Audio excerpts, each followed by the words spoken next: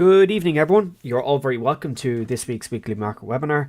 Looking at the key themes, volatility and price action into obviously the beginning of this week, and really more following the onset of the volatility that ensued from last Friday. So across the board, for those of you who are aware, we saw significant downside volatility last Friday as President Trump at that escalated trade tariff tensions with China. Now, fundamentally, this is not the first time he's actually made that accusation or quote.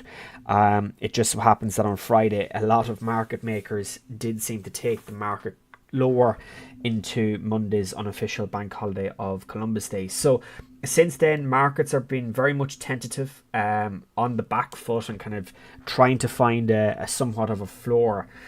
Given the midst of volatility. Now, across the board, unilaterally last week we saw volatility. We saw it in the FX markets in the dollar. We saw it in the commodity markets in gold and silver. We saw it in the VIX volatility curve, which we'll look at later tonight. And we saw it in other assets as well. The equity markets sold off quite drastically, 2 to 3% sell-offs on Friday. And we actually saw some very, very significant liquidations in the crypto market due to tin volume. And of course, the volatility curve saw really the total crypto market curve or value net worth dropping by 20%. And of course, there was accusations and rumors going around that there was positions of short selling prior to the news announcement, suggesting that there was maybe insider information, of which hasn't been confirmed. So you're kind of taking some of these at face value. But as we speak, markets still tentative, markets still quite risk averse today, as we see the VIX continue to remain on the up foot, and of course indices and risk denominated assets are still kind of tentative to potentially on the back foot. And of course we did see it today and into last night from Monday's buy the dip rally. Crypto and some of the stock markets have been quite tentative, and of course which we'll go through that shortly. So kind of putting a 7-day curve on things, despite some of the wicks in the crypto markets. For example, on Friday, we're pretty much seeing crypto markets down somewhere between 10 to 12% at current values. But from peak to trough on Friday, we were seeing equity curves in the crypto space alone drop by as much as 20%. And this, of course, is the total crypto market cap that we are seeing here, and the extent of selling that we saw on Friday, the short-term dip bounce that we saw Saturday, obviously more Sunday into Monday, and then of course today as markets have turned slightly south with a little bit of a bounce off of that 3.75 trillion market cap. So overall, we'd actually still assimilate that there's a lot of present volatility still witnessed in the markets, and we can really see that kind of through the VIX curve. Now this gap over here where the arrow is pointing to was that peak in volatility that we saw in the VIX in August when we had that spike where the VIX got to kind of that 21, 22 barometer. Fast forward into this week, of course, we've seen that extremities and the volatility curve heighten into Friday. We did see a gap down yesterday, and of course that actually filled again yesterday. So basically we're seeing from basically the US session close into US session open a lot of intraday trading back and forth. So we're creating downside volatilities, which is kind of short-term respite in risk-denominated assets, followed by gap higher like what we saw last night and today, where those equity markets, risk-denominated assets sold off again. So we're kind of seeing a lot of that where short-term gaps are being fulfilled. But of course, that's basically illustrating the true volatility nature from session to session, trading day to trading day, and something to be very, very conscious of as we move through the rest of the month of October. Now, looking at the calendar side of things, as we know, kind of continuing our kind of conversation last week, we've been highly cautious of what's going on in the US at the minute, obviously with the government shutdown. We didn't have NFP. We've had a lot of data prints last week not reporting because of the bureaus being in shutdown. So there's really going to be trying to find an effort over the next couple of weeks to see can they come to some sort of agreement in this government shutdown. But if you're to go by Polymarket or any of these kind of third-party websites / platforms, there's actually a lot of bets being forecasted now that the government shutdown will remain into the end of October. And that for me is going to become quite interesting, because as we move towards the end of October, this is our last week of central bank speakers before we get the 2-week shutout, not shutout but blackout, where you're going to have no comments by the central bank. So we're basically going to have 2 weeks whereby there's no central bank speakers, and we're going to have the potential for a lack of data reporting by a lot of the bureaus held within the government administration. So for that means then it's really a case of how does this market navigate around the short-term volatility on the geopolitical space. We saw obviously the positive news over the weekend regarding Israel and Palestine and the Gaza territory and potential peace agreement being signed by both agencies and both parties.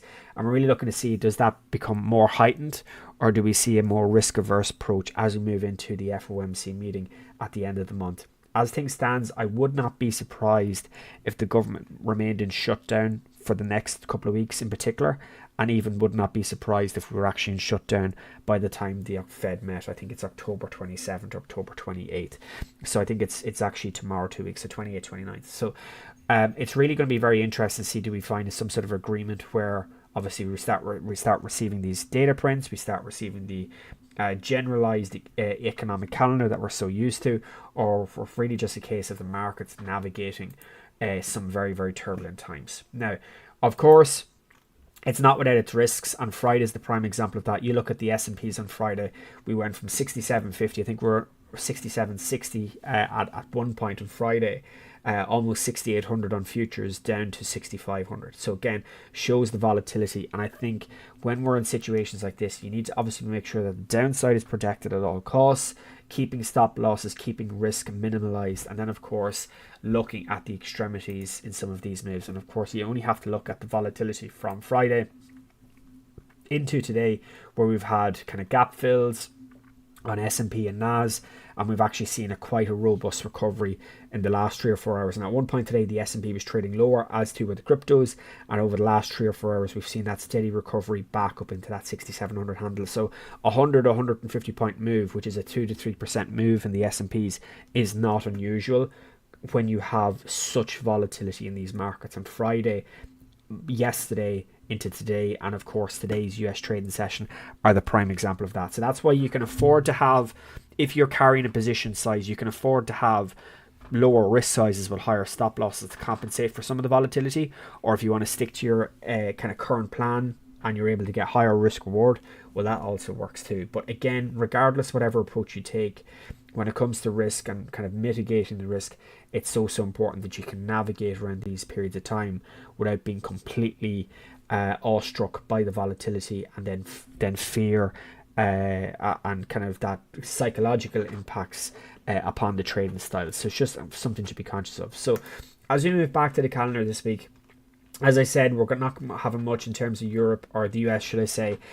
We've had a bit of data prints today in the UK and Germany with harmonized CPI prices. Tomorrow, we have, again, this week, we have pretty much all, Fed speakers. So we've got Waller, Schmidt, Moran, Breeden, all on the wires. Yesterday, of course, we had Waller, we had Collins, we had Bowman, and I think Bowman even yesterday said that they're expecting further rate cuts, not rate cut, rate cuts. And I think Waller made similar comments as well. Basically looking at the idea that the Fed could probably do 25 basis points in October and follow it up probably with another 25 basis points in December. And that was kind of what we talked about in July and August. It very much was painting that narrative of seeing 25 in September, which we got, 25 in October, and 25 in December, seeing rates drop by 75 basis points or 0.75%. So that certainly looks like the theme. Keep an eye to see if there's some more synergy tomorrow. I think in some of these speakers, again, Waller's on the wires, Moran, Breeden is on the wires, and of course we've actually got some UK central bank members on the wires this week. Of course, we Taylor today.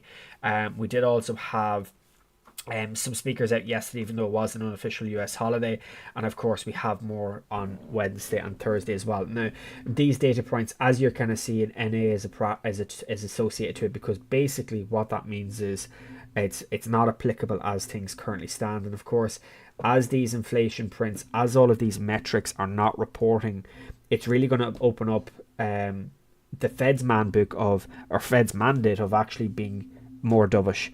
And I think this is a fairly clever ploy by the US administration in terms of creating this kind of narrative of kind of uncertainty and doubt, which implies, or which kind of instigates the narrative of the Fed being a little bit more dovish. And again, that's opening up narrative and playbook to see successive rate cuts in October and December, and that's very much what I'm looking at. So this week is obviously going to be quite difficult, obviously because of the backdrop of the volatility that we've seen Friday, over the weekend, and even of course today with that down and up move, but also because of the uncertainty regarding the shutdown. That's obviously something we have to be very, very conscious of, as I said, as we move through the better part of October. October hasn't been easy. If you were running shorts on Friday, happy days, well done. I was short, but left a lot on the table on Friday. But again, it's who can kind of predict these types of movements unless you are front and center and party and a part of the party, so to speak. Now, when we look at markets more broadly, we obviously have to look at the broader asset classes. Now, of course, when we focus back on the price action, the dollar play has been quite interesting over the last, as I said, couple of days, because of course we've had that spike on Thursday into Friday. Spike lower, of course, off the back of the volatility, which was quite interesting, because of course on Friday we had basically a sell everything narrative, right? We had gold being exploited on the upside, continues to progress higher. We had dollars selling off, we had US equity markets selling off, we had risk assets selling off, we had crypto selling off. So basically on Friday what we actually saw was a hedge into commodities as the narrative played out initially, followed by a segregation on Thursday, following Thursday's actually sell-off, should I say, into Friday, where markets actually went extremely bullish again. So we had that corrective move on Thursday on gold, and then of course what we saw on Friday, markets basically just ramped higher, and it's basically since then has continued to go. See, with the risk aversion and risk of anticity in the markets, we've actually saw oil prices completely shockwave lower, and that again will flow into the inflation print, because of course when you see higher oil prices, it generally means or has a fairly significant impact upon inflation, because of course how inflation, the lagging indicator, is calculated. But even when we look at Friday's levels, we saw that very, very clear sell-off even before news started to break, but it really became amplified as we moved into Friday afternoon, where where oil prices went from $61-62 a barrel comfortably below 59 and into that 58 handle where we're currently trading at tonight. So we're seeing UK oil run lower since Friday. We're seeing US oil run lower again. That will be interesting from a GDP narrative, which we talked about briefly last week, but it'll also become very interesting on the inflation narrative as well. And it's really opening up the playbook, as I said, for when you've got that weaker inflation print, which will probably come down the line. It opens up that Fed mandate to continue cutting. And then it becomes the inflection point of, do we actually see further dollar declines, what you traditionally expect, or are we going to see a repeat of 2024 where we actually had a strengthening in the dollar when the Fed initially cut rates? And of course, when you look at the movements in Q4 last year, you actually saw the dollar go from kind of 103s in Q4 up into that kind of 108, 109 print. So it really wouldn't surprise me now if we actually saw over the next kind of 3 to 4 months, we actually saw the dollar run higher. But given that we're stuck within this short-term range between 99 and 99.5, it's really going to be a case of what's the next move for the dollar. Do we hold above this kind of 98, 80, 99 print into this week and maybe create a more of a consolidation-like structure between basically these two focal points? Or is this a potential lower high for markets to break back underneath and try and alleviate some of that aggressive movements that we've seen initially in the early parts of last week, but what became more amplified on Thursday into Friday with those excessive gains higher through 99 on up into 99.50. So that's really where we are at the minute. For me, this area here at the bottom of this yellow range is the break or bounce. If we break through that, really the logical thing is we push back down into this 98 handle, which basically for me creates a short-term relief rally in the shorter time frames, that is, back into this breakout zone, back into basically retest. Potentially could we go and fill that on the DXY? Well, let's wait and see. But at least in the short term, you'd actually say that the upside is probably curtailed for the minute, because by virtue of the fact that we're trading within these yellow ranges here around that 99.50 handle. So, and of course today we've created a lower high. So symbolically, that's kind of where things is currently at. When you look at the DXY as well, we've obviously had a very, very sharp move from the last FOMC print, followed back into that prior consolidation, followed by breakout, followed by retest. But for me, the critical thing on Friday is that we didn't get that continuation, right? Because of course, breakout, retest, markets held above it with bullishness yesterday, and since then we didn't get that secondary kick on above 99.50 to really have a go at 100, and then alternatively really kind of push through into these upper bounds for where we were trading in middle May. So until that happens, you're kind of sitting on the fence, or alternatively we get a secondary lower high short term back into that 98 handle, which would then really be the kick to see can we actually then push back into 99s and incrementally go higher. Because for me then you've got lower lows, lower highs symbolically into a period of consolidation for short-term high, taking out all of this consolidation into higher low, and then the second move higher would ultimately try and take this out, of which you're then in a change of trend directional bias. So that's really kind of worth paying close attention to over the next few weeks into the next FOMC meeting. But it certainly looks, if you were to ask me now, I wouldn't even be surprised if these were the dollar lows. I was a big advocate of seeing 94s and 95s in June, July and August.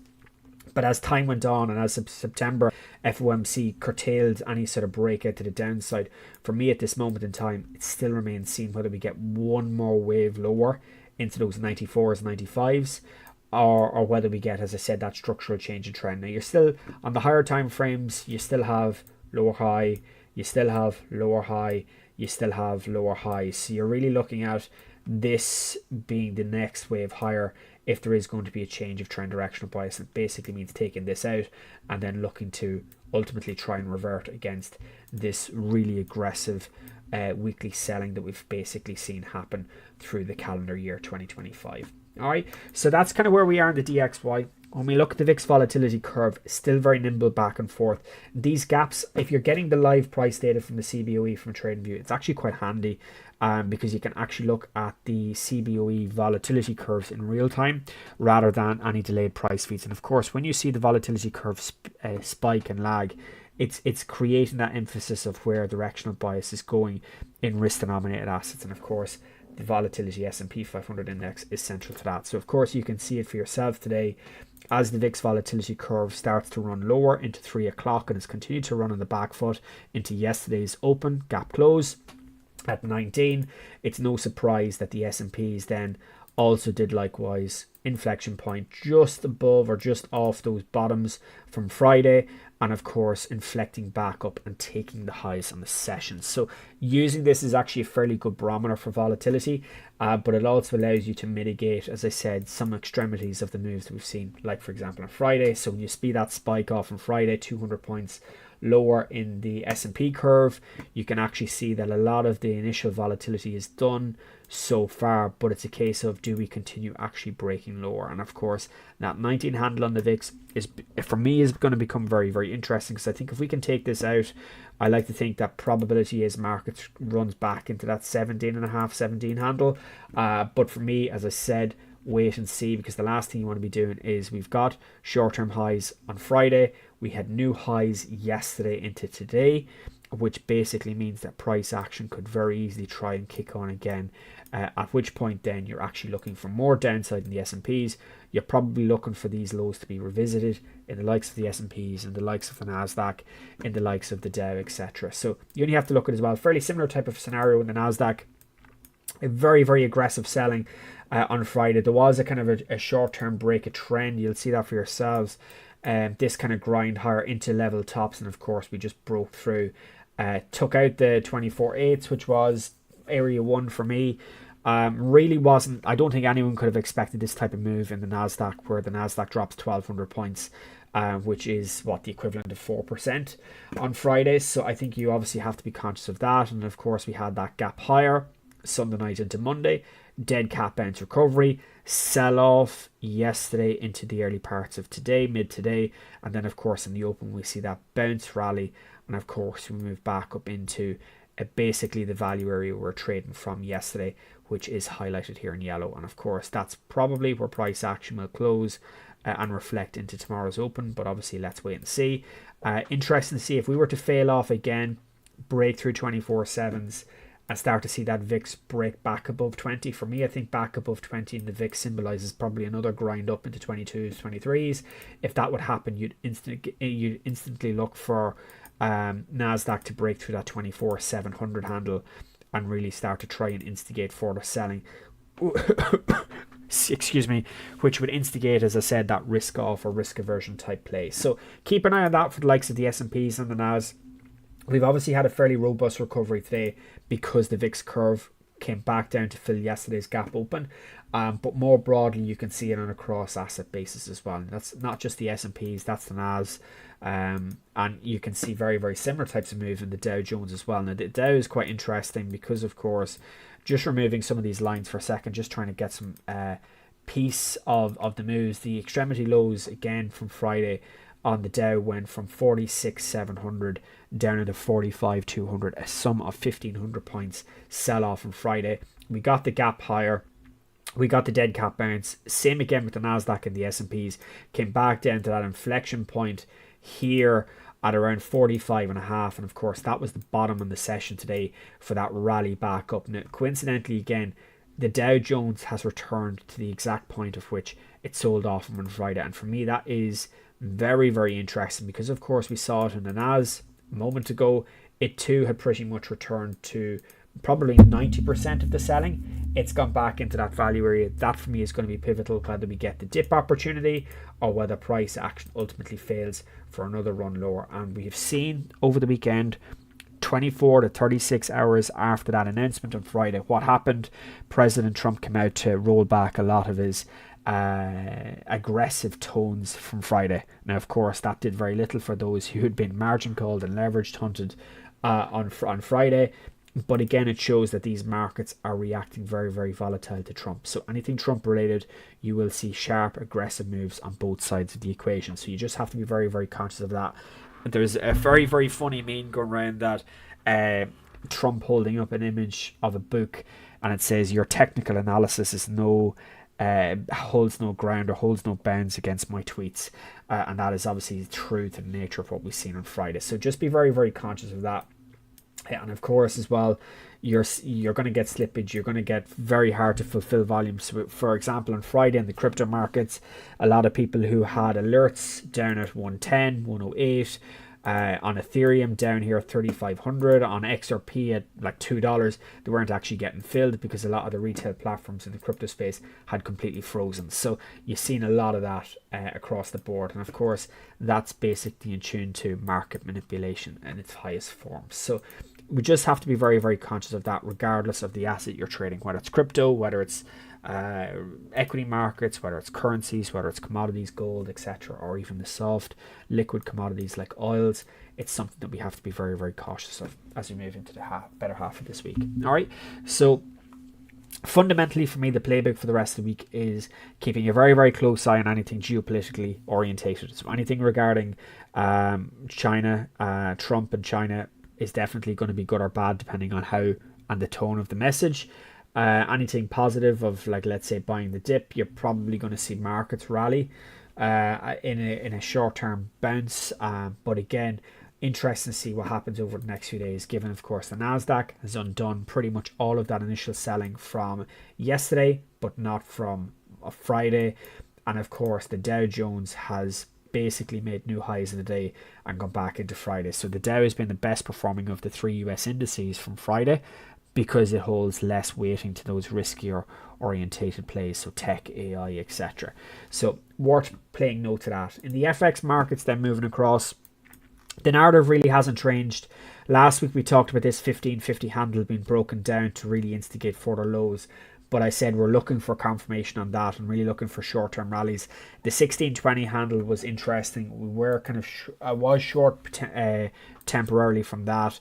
I'm not short now any longer, purely just so I can take a moment to really see what the next kind of playbook is in the dollar.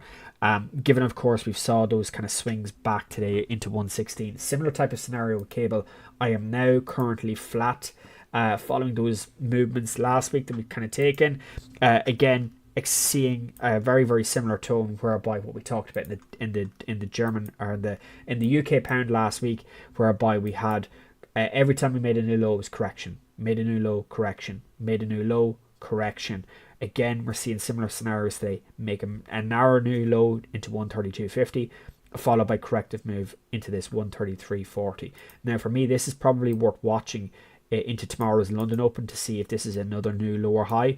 And I will be looking at markets proactively into London Open tomorrow to see if there is a sort of a reaction from here through the night into London Open tomorrow to potentially go short again. But it's going to be contingent on how the DXY, should I say, reacts at this pivotal level. And of course, if we dial it back, it's really going to be on the DXY to see, does it formulate lows? Does it continue grinding?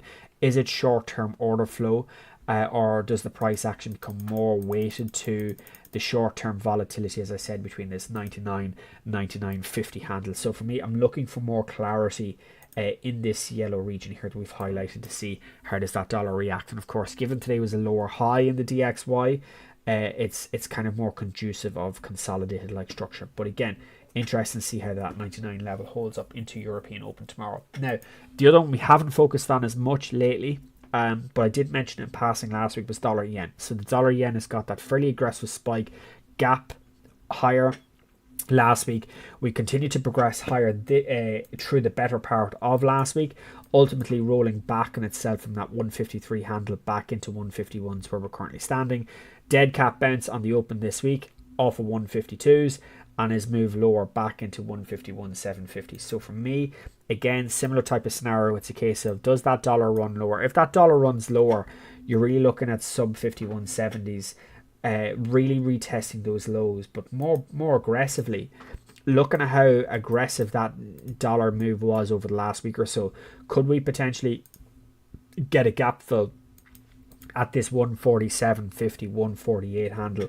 And that would be something worth working out for, particularly, as I said, if price action breaks below this 151.70 and has a run at this retest level, you could very easily see breakout, impulse, inside bar, reaction, daily close, and really start to segment further downside, at which point then you're basically getting a fill or a counter trend movement against this buy side imbalance that we saw through the course of last week, at which point then that 148 comes into play. So worth keeping an eye on that, as I said, into London Open tomorrow to see if there's any sort of aggressive tail off or strength in the DXY to really navigate these short-term moves in the FX market. So euro dollar, kind of like cable, getting short-term rallies. This 116.20 handle is going to be very, very interesting to me, given of course that we've already rejected 116.50. We created lower highs yesterday in euro dollar and is creating potential short-term lower highs again today. So that 116.20, 25 handle is interesting.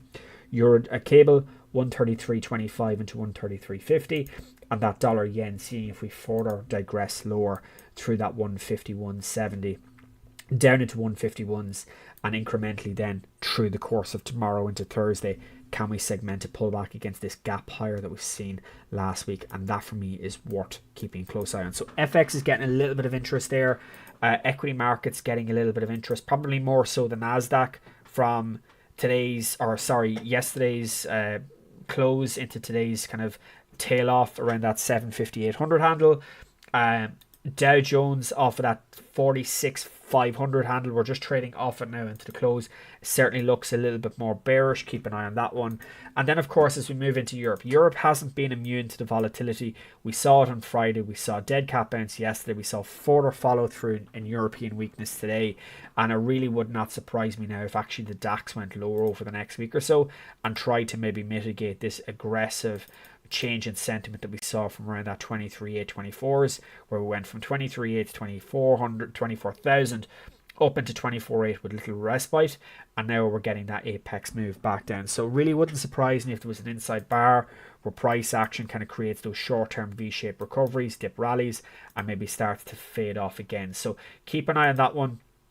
The DAX around that 24,400, 24,450 is an interesting area if it got a little higher for potential sell-offs. And for me, it's really kind of trying to take out those new lows and move against this aggressive imbalance that we saw from last Wednesday, 1st of October, where we had that really strong buy-side volatility in the likes of the German DAX and in the likes of the FTSE. So you'll actually see on the FTSE how it underperformed compared to the DAX on Friday, because this was the Wednesday first where we saw that aggressive buying coming through from that 93.50.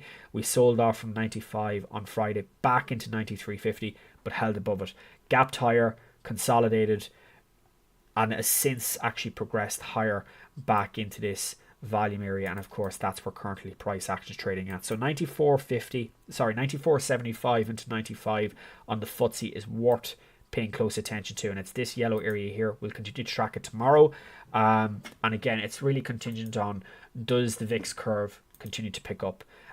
Does volatility start to pivot to risk off again, like what we've seen on Friday, like what we've seen initially through the early parts of today into the US Open before we pivoted lower?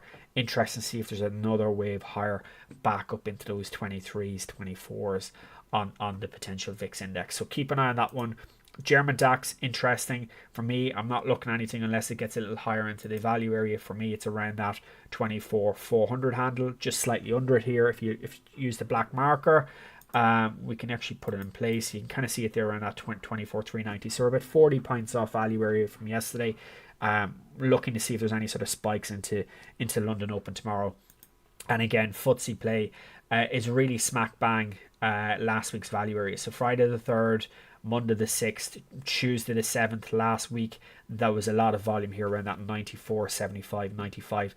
It's no surprise that that's the inflection point as we move into European close tonight and into the European close this afternoon and US close tonight as well. All right, so we're going to finish off in the crypto space again, highlighting the volatility. If you trade leverage in crypto, you are quite brave if you are not fully clued into what's happening. Friday, of course, we had that aggressive kind of three-wave attack. So you had first wave, second wave, third wave, initial sell-off on Tuesday, followed by retest on Wednesday. And all this was technical structures that was developing ahead of Friday. Then, of course, we had that retest of lows.